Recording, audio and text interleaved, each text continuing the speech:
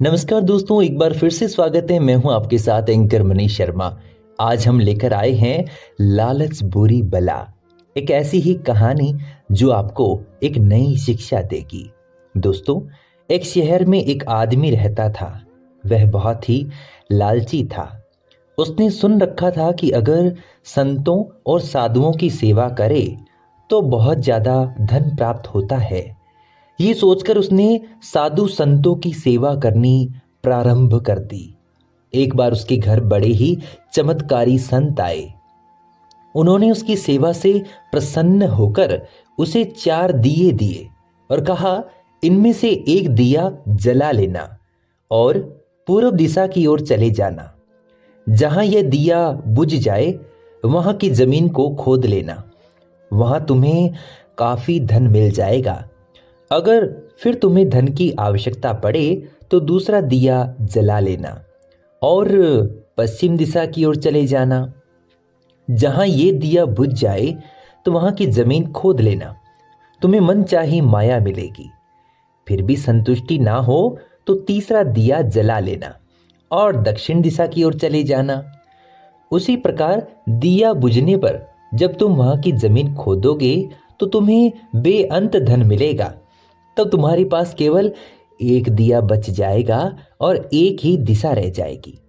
तुमने यह दिया ना ही जलाना है और ना ही उसे उत्तर दिशा की ओर ले जाना है। यह कहकर संत चले गए।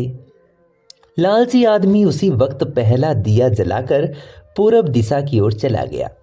दूर जंगल में जाकर दिया बुझ गया। उस आदमी ने उस जगह को खोदा तो ये क्या, उसे पैसों से भरी एक गागर मिली। वह बहुत खुश हुआ। उसने सोचा कि इस गागर को फिलहाल यही रहने देता हूं, फिर कभी ले जाऊंगा। पहले मुझे जल्दी से जल्दी पश्चिम दिशा वाला धन देख लेना चाहिए। ये सोचकर उसने दूसरे दिन दूसरा दिया जलाया और पश्चिम दिशा की ओर चल पड़ा। दूर एक उजाड़ स्थान में जाकर दिया बुझ गया। वहां उस आदमी ने जब जमीन खोदी तो उसे सोने की मोहरों से भरा एक घड़ा मिला। उसने घड़े को भी यही सोचकर वही रहने दिया कि पहले दक्षिण दिशा में जाकर देख लेना चाहिए। जल्दी से जल्दी ज्यादा से ज्यादा धन प्राप्त करने के लिए वो बेचैन हो गया। अगले दिन वो दक्षिण दिशा की ओर चल पड़ा। दिया एक मैदान में जाकर बुझ गया। उसने वहां की जमीन खोदी तो उसे हीरे मोतियों से भरी 2 पेटियां मिली। वह आदमी बहुत खुश हुआ। तब वो सोचने लगा, अगर इन तीनों दिशाओं में इतना धन पड़ा है तो चौथी दिशा में तो इनसे भी ज्यादा धन होगा। फिर उसने मन में ख्याल किया कि संत ने उसे चौथी दिशा की ओर जाने के लिए तो मना किया है। दूसरे ही पल उसके मन में कहा, हो सकता है कि उत्तर दिशा की दौलत संत अपने लिए रखना चाहते हो। मुझे जल्दी से जल्दी उस पर भी कब्जा कर लेना चाहिए। ज्यादा से ज्यादा धन प्राप्त करने की लालच ने उसे संतों के वचनों को दोबारा सोचने ही नहीं दिया। अगले दिन उसने चौथा दिया जलाया और जल्दी जल्दी उत्तर दिशा की ओर चल पड़ा। दूर आगे एक महल के पास जाकर दिया बुझ गया। महल का दरवाजा बंद था। उसने दरवाजे को धकेला तो दरवाजा खुल गया। वह बहुत खुश हुआ। उसने मन ही मन सोचा, यह महल उसके लिए ही तो है। अब वह तीनों दिशाओं की दौलत को भी यहीं ले जाकर आकर आराम से ऐश करेगा। वह आदमी महल के एक एक कमरे में गया। कोई कमरा हीरे मोतियों से भरा हुआ था। किसी कमरे में सोने के कीमती से कीमती आभूषण भरे पड़े थे।